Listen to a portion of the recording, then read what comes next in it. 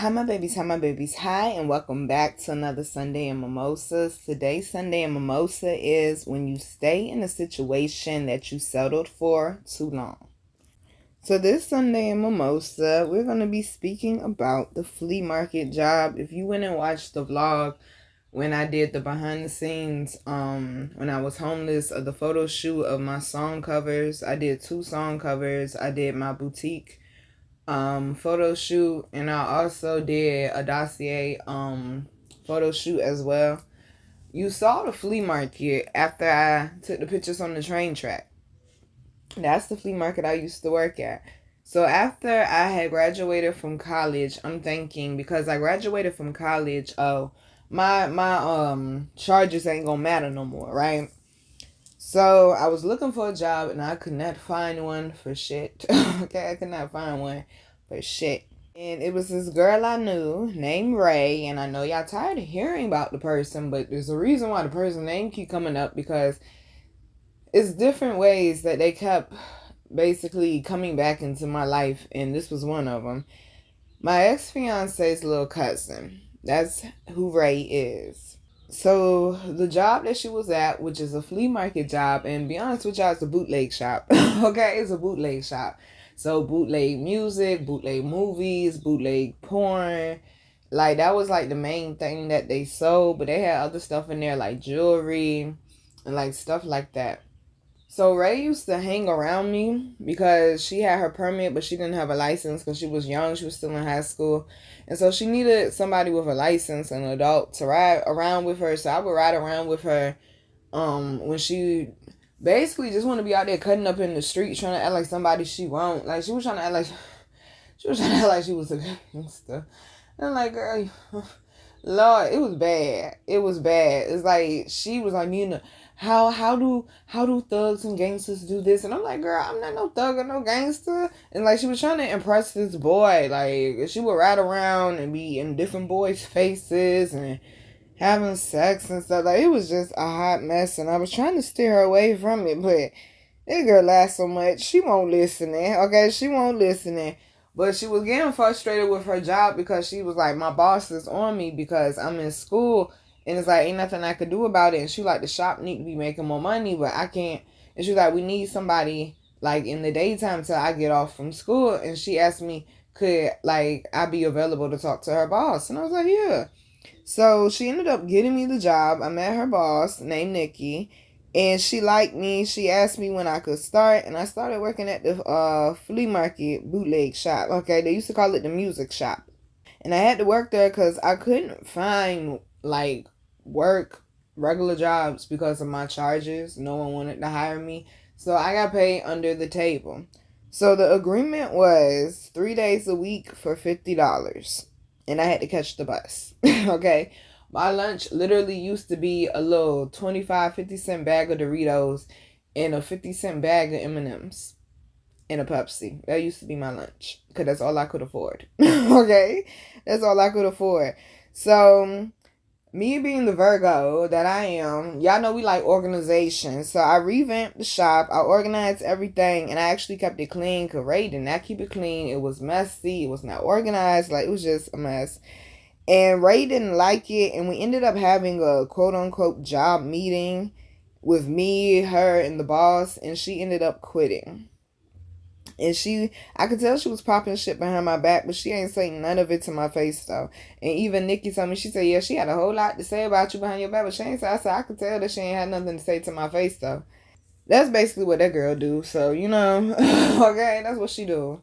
So I ended up started working full-time, and I would work 4 to 5 days a week. And I was getting paid $100. The customers loved me, and we were making more money. And I also bought, like, some unique pieces out of the flea market. Like I like artifacts and stuff. I like artwork, so I would buy stuff like that. I even bought my sister a Michael Jackson album. So the shop I was working at was in Chesapeake, but she also has a Norfolk shop, and she also had a Portsmouth shop. And the Portsmouth and the Norfolk shop were the ones that made a lot of money. So the shop I was at, it was slow because there was a lot of old people in there. It was slow. So what happened was the guy that worked at the Portsmouth shop, he had got pulled over by the police, and he had weed in the car, a lot of weed, and weed was illegal then.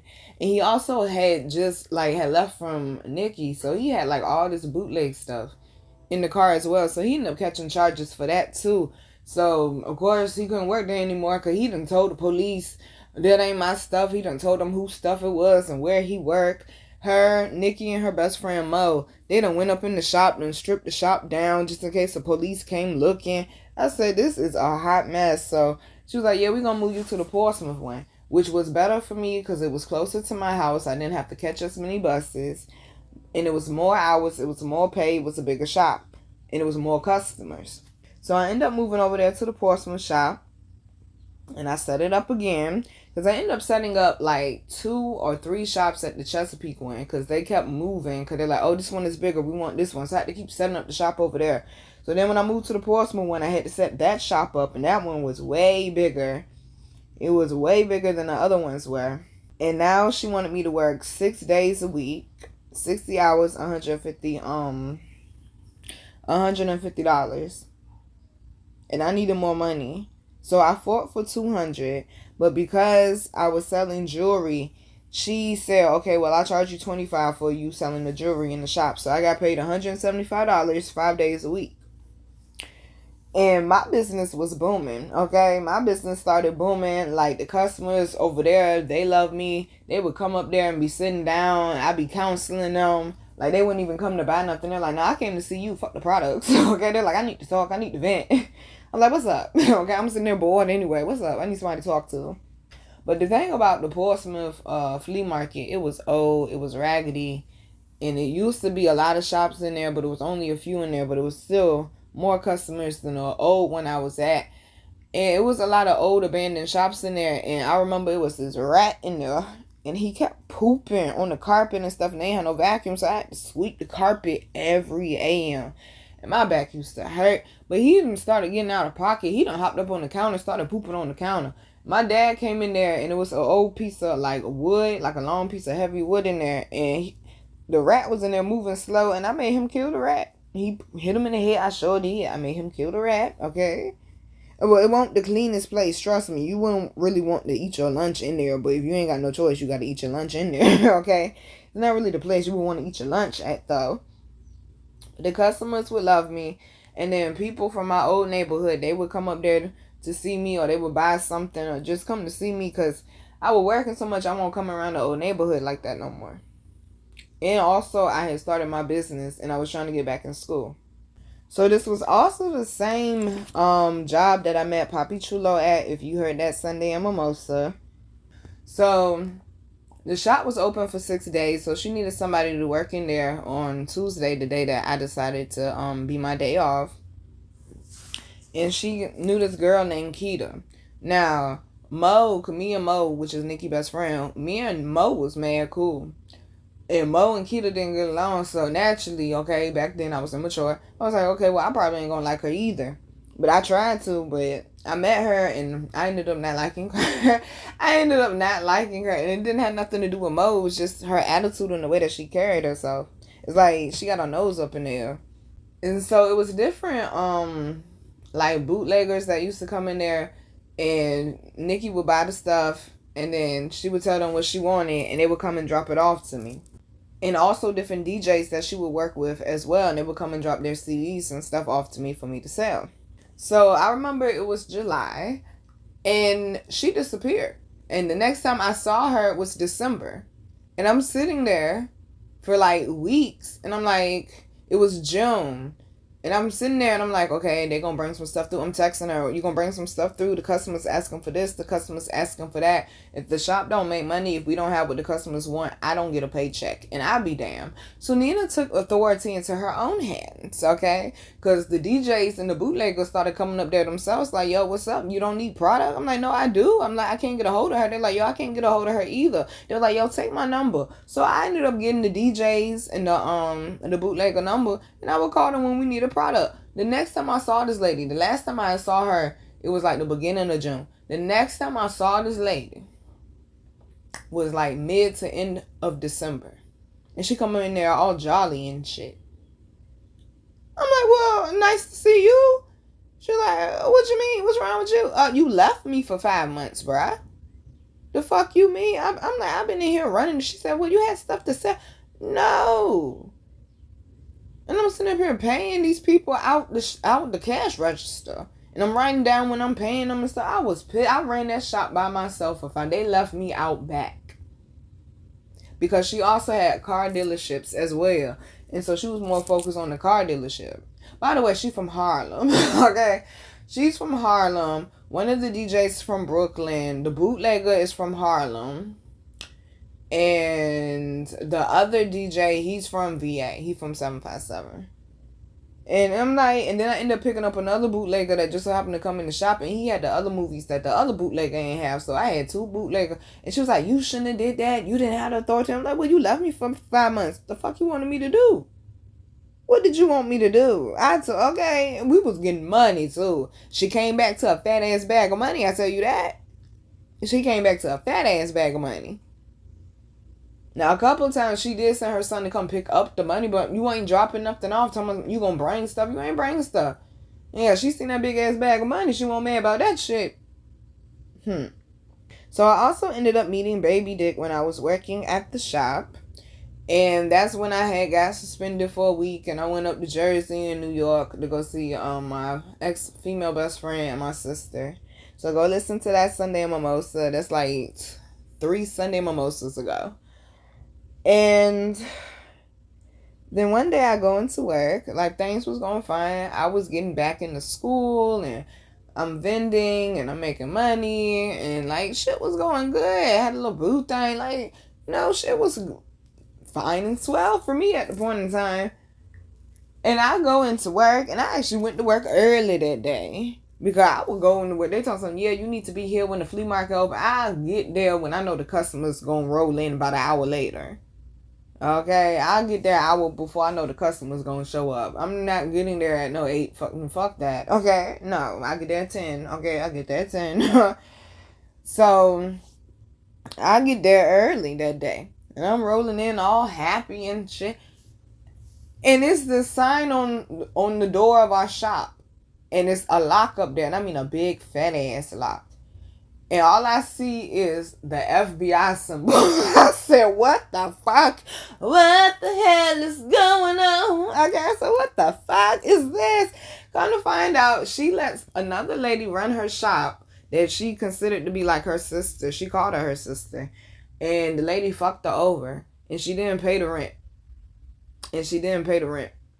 So she was behind $10,000 in rent, and she said she refused to pay it because she want the one that, but it's in your name almost, you got to pay it. Then you sue the lady. You got to pay it though. So the feds locked her damn shop up, okay?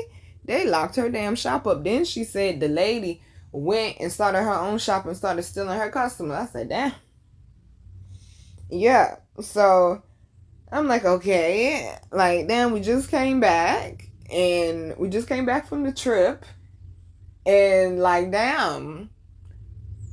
Now we're out of work again. All right. Okay. Now we're out of work again.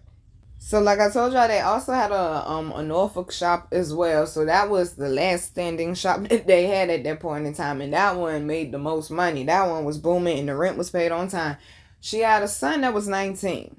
Okay. So I think I was like maybe 24.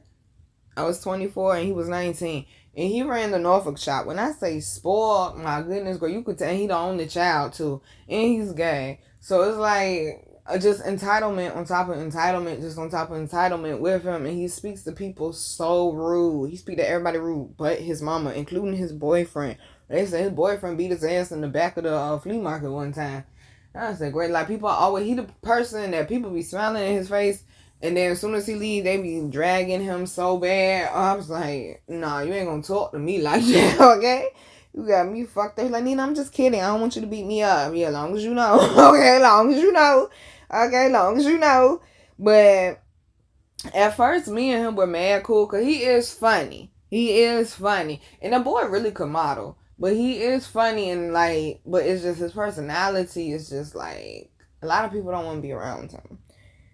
And I mean, we had to get that money, and that porcelain shop was locked, and it had, like, we had just bought a lot of, like, new, like, stuff that had came out, new music, new movies that had just came out. No, we ain't about to lose that money. We need that. So what had happened was Cash came and picked me up, okay?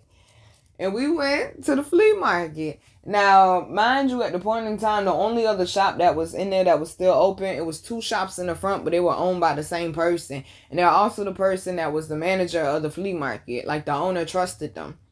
They saw us. I think they tried to snitch, but this what had happened, right? Hey, look, you gotta do what you gotta do. All right? This is all alleged and hypothetical. I mean, we had to go get that money, and the shop was locked. Just so happened in flea markets, the wall of the shop doesn't go all the way up to the ceiling. So if you get something tall enough, you can hop over. Okay? So I mean, we went and found a chair. Okay? And he hopped his little young ass over, because I wasn't hopping over, and the feds weren't about to catch me back there. Not me, girl. Like Funky Dineva said, not me, girl. Okay? So he hopped over, and I was looking through the window, and we were legit on the phone, and I was telling him what to get and where stuff was at to go grab. Like, go grab that. Okay, go behind the counter, go on the drawer. There's something to the left. Go get that. Okay, I would tell him, he said, this? Yeah, get that. And he was holding stuff up. Yeah, get that too. Yeah, get that too. And he would throw the stuff over, and then I would catch it, and then I put it in the bag. And they was looking at us like, we're about to call the police. I said, they about to snitch, bro. Hurry up. Okay, hurry up, bro. They about to snitch. Okay, they about to snitch. Hurry up. I said, all alleged and hypothetical.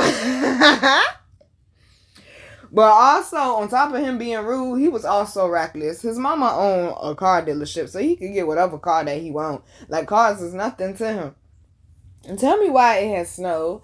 And I ended up going over their house because we were trying to figure out, like, how we could get the new porcelain shop open. But until then, like, what my schedule would be at the Norfolk shop until they could get a new porcelain shop open, right?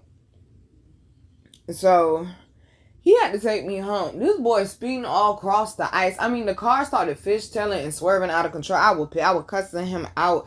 And I'm like, Lord, I do not want to have to work for him. I was like, please hurry up, get this porcelain shop open so I ain't got to work for him. Because at this point in time, Nikki was no longer really invested or interested in the flea market or making enough money for her. She was more focused on going to the auction and selling cars. So the Norfolk flea market is way bigger. It got way more shops, way more customers. Like, it be booming in there. They be playing music. They be having people cooking food in the back. Like, it be booming in there. So, just so happened, she not really my cousin, okay? She is my grandma's brother's wife's granddaughter. So, technically, she's my cousin-in-law, okay? And she had opened up the restaurant in there, but people were dragging her and they were speaking bad about her. Oh, she don't be showing up, and she come to work when she want to, and she be closing early. Yeah, her food good, but she rude and this, that, and the third. And I'm like, well, that's my people, so I'm going to support her. Her food was good. She is the reason why I like Obey seasoning on my salad. That shit good as a bitch with honey mustard. OMG. But they was being messy. Her and Cash were being messy one day. And I had ordered some food, and she's like, I'm going to bring it to you. And I was like, okay.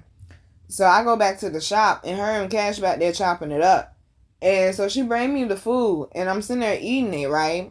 But she come back, and she don't ever come back, and she peek around the corner to see if I'm eating the food. I'm like, why would she? I said, did this bitch do something to my food?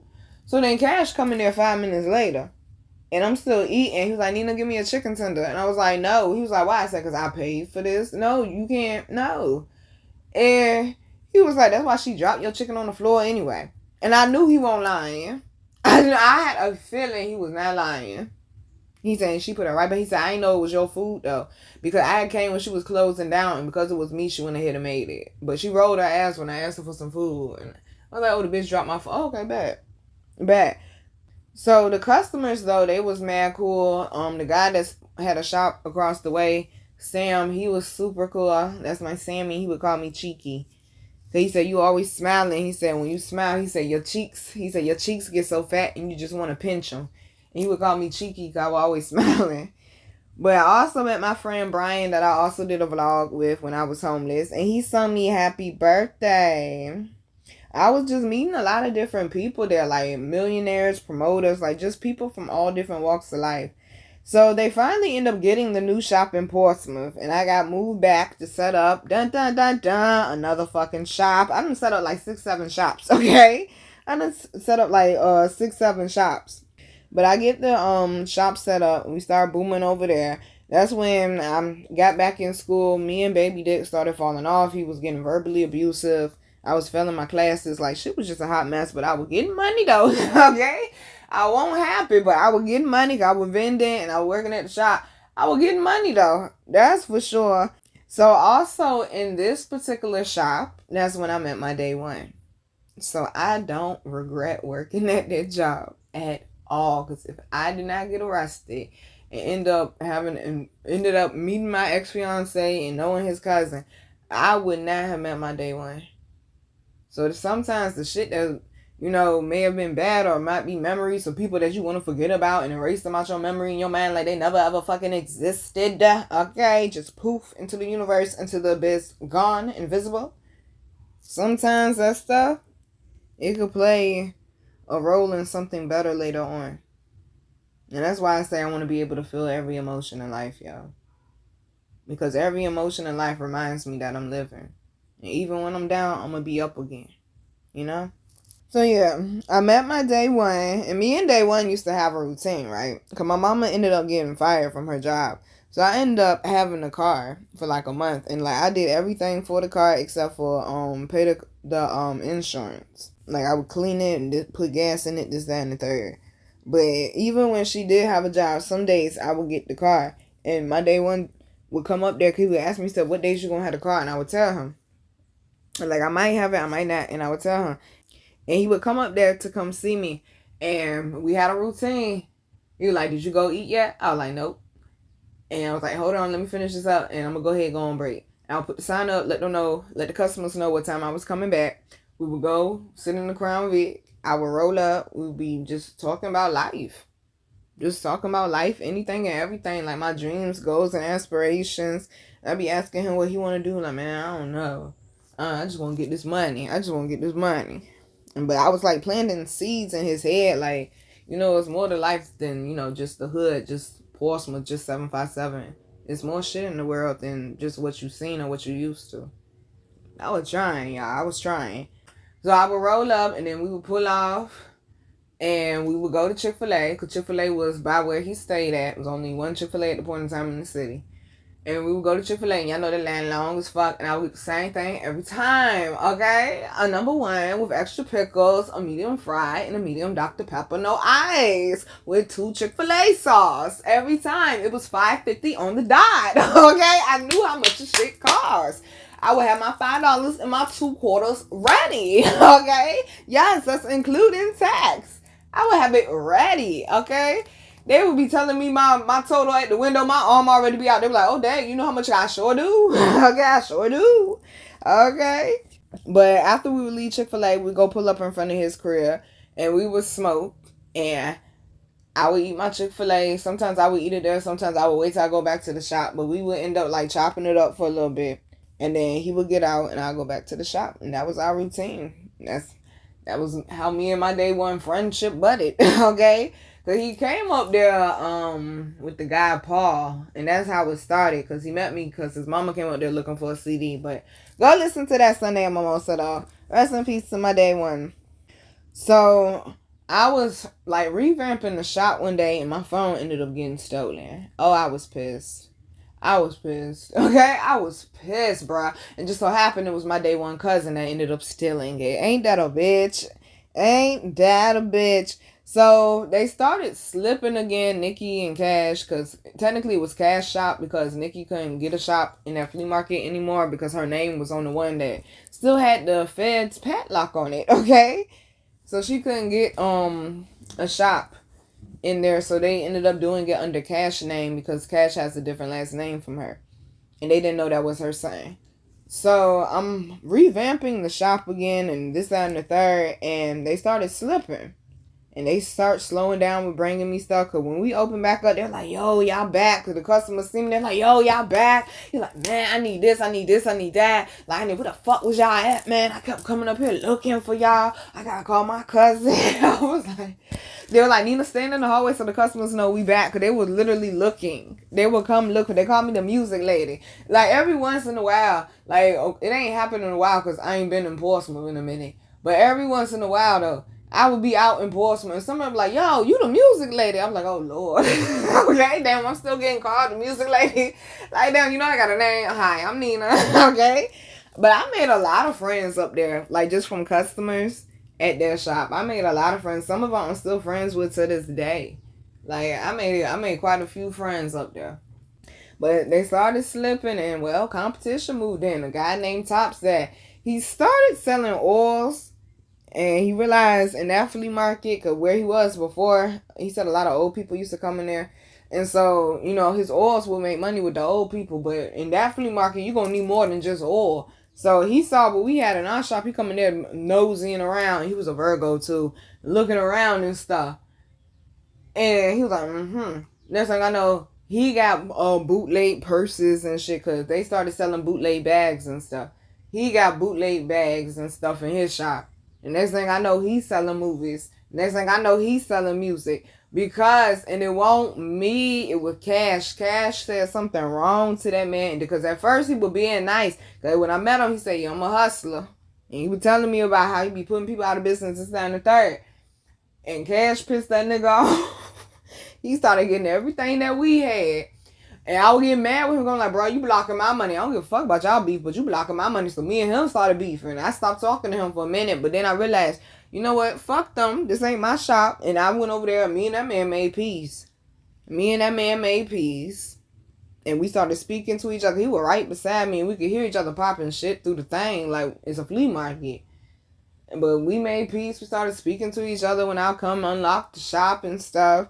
Like, he would come over there, check on me, and every once in a while go over there and check on him. But yeah, Cash, he won't fucking with Cash. When he saw Cash coming down the hallway, he would go in his shop. He was sitting in the hallway. He would go in his shop. He won't fucking with Cash. Like, when I say just so rude and so entitled, bro. But yeah, Tops, he did what he came to do, because he told me that he told Cash, he said, I'm going to put y'all niggas out of business. And Cash said, I doubt that. He's like, Nina, you need to sit in the hallway too. This and no, I don't. The customers know where we at. The customers know, because you want to sit there, piss that man off. How about you bring what the customers are asking for before you ask me to sit in the hallway? The fuck? Because ain't no point in me sitting in the hallway. You ain't got what they want. And he do. Okay, ain't no point. But yeah, them sales started going down. And they started getting the point. They start bringing stuff again. I said, But me and Cash could not get along because he got too fucking disrespectful. Like, he even tried to disrespect my sister one time. And my sister is not no fighter. When I say my sister is a punk, my sister is not no fighter. My sister done picked up because she knew, like, one thing she knew about me. Every time I set up a flea market shop, I would have different weapons around the shop. Not actual weapons, but it would be like a long piece of wood or like scissors or something like that. Just in case somebody tried to rob me or something, I could grab something no matter where I was in the shop. And so she knew where my little hidden spots were. She done grabbed a bat. He had a bat in there. And I guess he forgot because I hid it just in case I needed it. She done grabbed a bat. And he was like, wait a minute. I was like, no, you shouldn't have disrespected her. The fuck? You shouldn't have disrespected her, yo. But yeah, me and him could not get the fuck along. And then he done pissed off the DJs and the bootleggers, okay? And they ain't want to deal with him anymore. So they was like, yeah, I'm only dealing with you. And that pissed Nikki off because she was like, this is my shop. Why y'all keep going to her for? But it's like, couldn't nobody tell her nothing about her son. Like, everybody didn't want to say nothing because basically we felt like, well, you going to take his side anyway because you always protected him. So I tried to get a job at Home Depot. I'm like, this shit ain't making me enough money. And then they got me locked up in here with all these damn hours they got me working. I can't even work a part-time job and work here. Like, I was trying to figure out how, like, I could make that work and shit. And it just was not working. And I went to Home Depot. The man loved me. And background check didn't matter. Like, oh, we in there like swimwear. Guess what fucked the kid up? The piss test. I said, fuck, I did not know about you piss back then. I said, fuck, man. The lab called me. They was like, yeah, we got the results for your lab. The lab ain't never called me when I failed a piss test before. I ain't failed a lot, but they ain't ever called me when I failed a piss test before. They was like, yeah, this is such and such lab code, and da-da-da-da. And I'm like, uh-huh. And yeah, we got your results back. Uh-huh. And they were like, yeah, you failed your test. I was like, okay. And they were like, well, the cutoff for marijuana on the test is at 50. Yours was over 500. I said, well, I put on the paper on my roster. Yeah, that doesn't count. Now, if I would have put I was a Christian up there, that would have counted, but I can't put on my roster. That's fucked up. Okay, that's fucked up. That's fine. That's fine. But yeah, I ended up not getting the job, so I was definitely a disgruntled employee by that point. I was pissed. I didn't give a fuck. Okay, about showing up on time. I ain't give a fuck about none of that. Like, y'all ain't doing what y'all need to do. It's like, I was just miserable. And I ended up saying one time, me and her, because she was like, well, Nina, why you ain't doing this and why you ain't doing that? I'm like, well, I've been focusing on other things since I'm the third. And she was like, what? I was like, well, I'm trying to get a job, but don't nobody want to hire me because of my charges. And that's when she got the point. Oh, Nina about to try to get up out of here. Damn right. So she talking about something. She going to bring somebody else up in there. This girl, okay? This girl. And the day that they brought the girl in there to meet me was the day I ended up quitting. Yeah, and oh baby, was it a scene to be seen, okay? Because she also ended up bringing her father up there, and I'm upset about that because I wanted to meet her father. Because she kind of took me up under her wing, and everybody want me to be their damn mini-me. I'm me. Okay, you just do you. I'ma do me. I'm like, no, I'm not your mini-me, especially not the way that you be talking to people, too, because she speak to people rude. And then, okay, well, like, we know where your son get it from, because sometimes some people don't want to deal with her because the way she be speaking to us. Okay, y'all. This ain't New York, y'all. Okay, just like I had to tell my sister, like, chill out. We do manners down here. Thank you. Okay. But she came in there and she was being shady because me and Cash ended up having an argument, and Cash only told his side, of course. So she come in there with an argument, with an attitude and stuff, and she told me, yeah, we're gonna have a meeting, and brought the new girl up in there, but then got her daddy sitting over there in the corner who was elderly, and I'm like, oh, we're having a meeting, and she trying to tell me this, that, and the third, like she was speaking down to me. Now, I can understand we doing business, but you speaking down to me, and then you saying stuff that ain't true that he told you. Oh, damn right, I had an attitude. I was like, well, I ain't going along with that. Oh, she's like, well, you don't want to go along with that. You ain't got to be here. You get another job. I said, okay. And she said, what? I said, okay. And everybody looked at each other in shock. What you look at y'all for? I started grabbing my shit. I had so much jewelry up in that bitch. I started grabbing my shit off the wall, boy. That shop started looking empty by the time I took all my stuff out. I was grabbing my shit out the display case. They tried to steal some of my jewelry. Like, excuse me, that is mine. Thank you. And had to go grab it out the display case. They trying to push it to the side like I ain't see. You just moved a whole entire box of rings. Excuse me. Thank you. Thank you for my belongings. Okay, in the words of Marley, run me my things. Run me my things. So they over there popping shit at the display case, and I'm just grabbing my stuff out because I set up the shop and there's multiple display cases, and I had like sunglasses in there too because I started selling sunglasses. Customers was coming in there looking for my products now, and my shit was booming. So I'm grabbing my sunglasses out the back display case, and they over there popping shit and this, that, and the third, and I ain't got paid yet. And then on top of that, you owe me money because y'all was short last week because y'all won't make money like that no more. And y'all was short on my check last week. So I went and grabbed the money back. Oh, I go grab the money back. Cash tried to follow me to the back of the shop, talking all this violence, this, that, and the third, and tried to run up on me like he was about to do something. So I ended up grabbing one of them long silver hooks, that you hang stuff up on, like in the commercial stores. I grabbed one of them long silver hooks. I sure did. And turned that bitch around and had that shit caught back. I said, run up on me if you want to. I'm going to stab you with this bitch. And she was like, Cash, come back over here, Cash. Get away from her. She's dangerous. Dad, leave off the shop. Bitch, no, y'all about to, no. And then when I speak to her on the phone after everything's said and done, they mad. I said, I took all the money out there, bitch. And my check was still short, okay? And my check was still, I took all the money out there, bitch. I made the money. Why I don't get it? I sure did. Shit. You owe me last week check and you owe me for this week check too. I sure did take all the money out of that bitch and I was still short.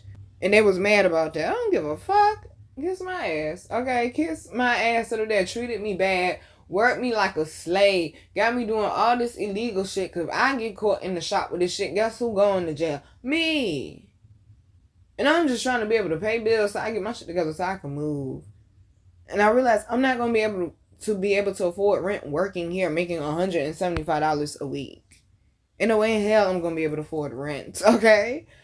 So I'm like, yeah, I need better options. And baby, I had got my credit card too. My credit will go, baby, I was out. I was out. Me and her ended up having a conversation after all of that happened. Because she was trying to get me to come back to the shop. Because the girl that was in there, at first she was making money, but she won't make it. But then the money started slowing down. And also, I ran into quite a few customers who told me that she was throwing the pussy for $200. I said, what? I said, what? Everybody keep telling me that. They're like, yeah, she tried to sell me the pussy for $200. I said, what in the fuck? I walked in there one day to go get some stuff out Top Shop for my grandma, because my grandma like his oils and stuff. She in there with one of the shortest skirts on I ever seen in my life, and she a big girl, and got one of, ass cheeks, all that. I said, this how we doing stuff now? Okay. All right. Okay. This how we doing stuff. But when me and Nikki had that conversation, she's like, why you ain't tell me how he was acting this and the third? I'm like, I felt like you weren't going to believe me. She said, no, I believe you. Because she said the guy that was sending her the majority of her music that makes money in the shop, and he live in New York, and he mailing it down there to her. And he stopped mailing her stuff because cash, he ain't want to pay people, and then he talking to people all rude and nasty. And she was like, I had to get on the phone with him and apologize. I had to get on the phone with this DJ and apologize. Yeah, because people ain't going to be dealing with that shit, yo. Like, he was fucking up her business and she ain't even realize it. And I said, I didn't know how to tell you that. I felt like you won't gonna believe me. You gonna take his side. And then she gonna tell me, you went off in there and anything could have happened. We could have jumped you. We could have stabbed you with the scissors. I said, no, y'all won't. I said, cause I put weapons all around that shop. Trust me, I was good. Trust me, I was good. But yeah, the lady was engaged. And then one of the bootleggers, he kept trying to holler at me. He's sitting there telling me to lay the business like a year after I done quit that shit. And he was like, yeah, her man done broke up with her because she trying to be the man. I'm like, why are you telling me this lay the business for? Like, it's just like, listen. When you stay in a situation that you settled for too long, this is what happens. An explosion happens from the suppression. You have resentment because you feel disrespected. You feel like you're putting up with shit that you know that you're better than. This is your sign. I don't care if it's job, relatives, a relationship, a friendship, whatever it is. This is your sign. Stop settling just because it's available, baby. All right? But also understand, things that may be meant for your bad will also end up turning out for your good. All right, babies. I'm your girl, Virgo Garden. If you didn't know that shit, I bet you know that shit now. How to follow me, how to book me, and how to get my wonderful, beautiful, amazing products that you all love so much will be down below in the description box. I love you, babies. Know your worth. I don't care if it is a job. Know your worth and do not settle. Okay? And stop staying in situations past its expiration date, okay? Because once you do, guess who you gotta blame? You. Okay, why? Because that was a choice that you chose to make, and they talking to me too. Let's make better choices to align with our quality life. Sometimes you gotta be a little more patient to get what it is that you really want. Don't settle just because it's available. So think about it. Love you, babies. Mwah.